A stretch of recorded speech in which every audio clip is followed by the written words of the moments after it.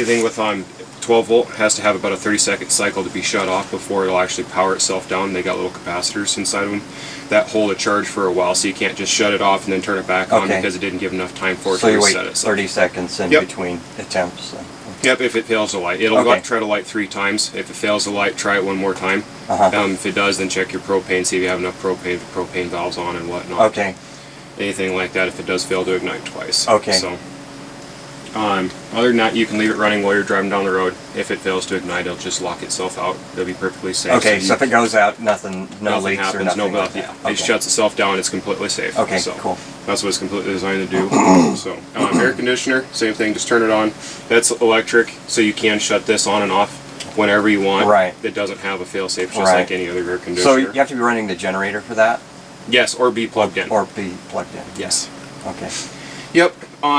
When you get around anything about a 95 and above, you have to keep in mind that the air conditioners, they're a lot smaller than houses, so you'll see about a 10 to 15 degree drop in ambient temperature. So if it's 100 degrees outside, you'll see about the AC will cool to about 80 to 85. You'll see about a 15-20 degree drop.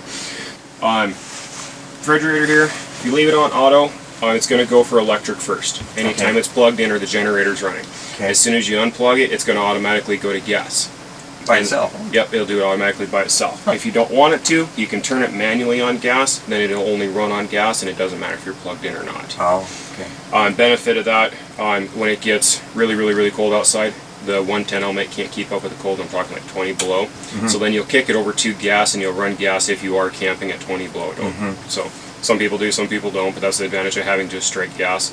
Or some people, if your refrigerator decides to quit working on electric, the element or what have you goes out, you can turn it on gas manually, and then you can have time to fix the element later. Gotcha. Yeah. So, because it's just a little element about yay big that heats up and makes the whole thing run. Do those need replacing periodically, the element? Not very often. Okay. So, about 7 to 10 years. And is that accessible through the back? Yes, it is. Okay. Yep. Other than that, just basic refrigerator, freezer, whatnot.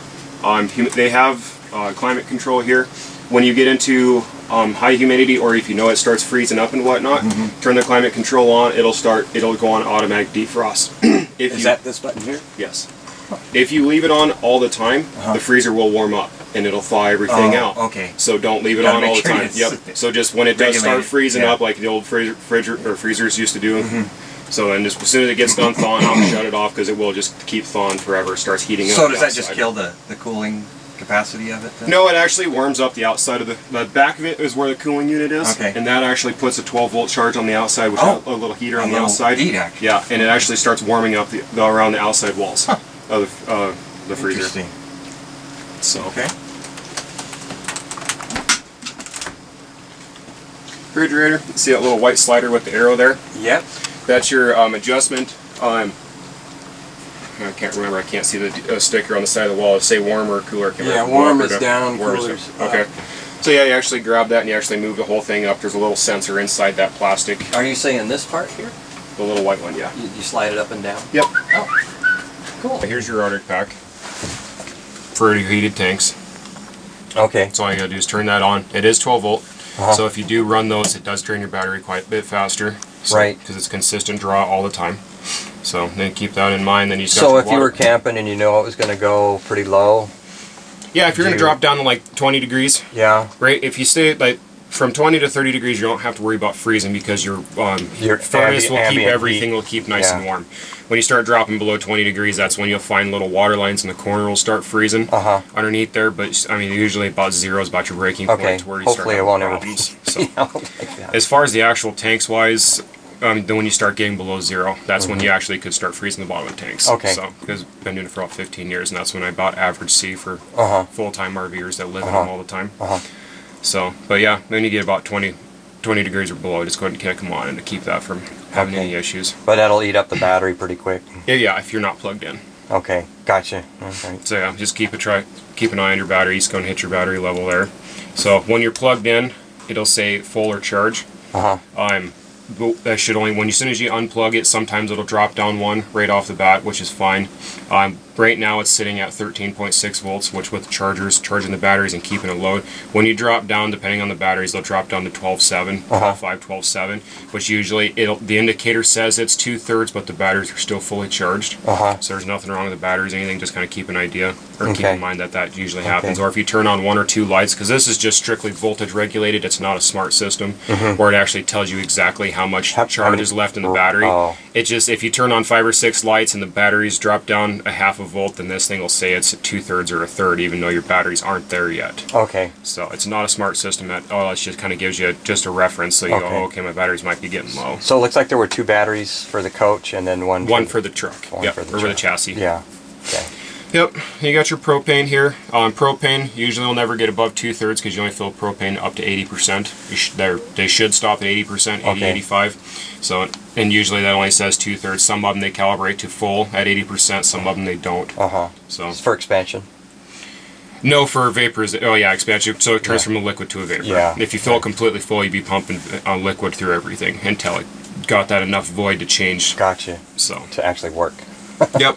And then you just got your fresh water, black water, and gray water. The black and gray, these ones you'll have to, especially the black, if any toilet paper or anything foreign or condensation, because all it is a 5-volt sensor. When it got water between the two, it can go ahead and sense each other. The voltage can communicate between the two. So any condensation will throw these off. So it's kind of, I shouldn't say inefficient system, but they don't work as well as you think they would. I got people that have $250,000 buses that are horrendously mad because they think their tanks, they stay full all the time, even though they just got done draining them. So it's just got little probes on the side, and they just got 5 volts that cross in between, so if you have condensation inside the tank, it'll show full, even though it's empty. So you'll have to you'll get used to it after you run it a few times to kind of get an idea how much. So how do you know if you're full or not?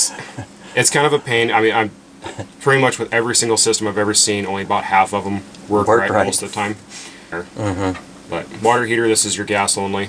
You just go and turn it on. It has a little light. If it doesn't light, that little light will show up. If it does light, it'll go and stay off. Okay. So that's all I have to do for the water heater to turn it on. Just that's it. Yep. Just the switch. Water pumps on demand. When there is water in there, you can. So when there is water in there, it'll get up to 50 psi, and then it'll shut itself off until you open up the faucet, and then it'll regulate itself. So you can leave that on all the time if you want. The only time I don't recommend leaving it on is when you're driving down the road. So if you have a water leak, you won't hear that pump while you're driving down the road. Yeah, so it'll just keep pumping. Yeah, it'll keep pumping until you see water running somewhere. So that's the only time I don't recommend. Yeah. So then you got your slide out for your living room here. Okay. On this one. All right. So then you got your outside security lights. Okay. So on the back corner there. Okay. So that's your motor panel, and you got your generator start button here. The start prime, you just hold prime down for about 10 seconds. You see that red light, and then it gets the carburetor primed up, and then you go ahead and hold it up, and it'll start.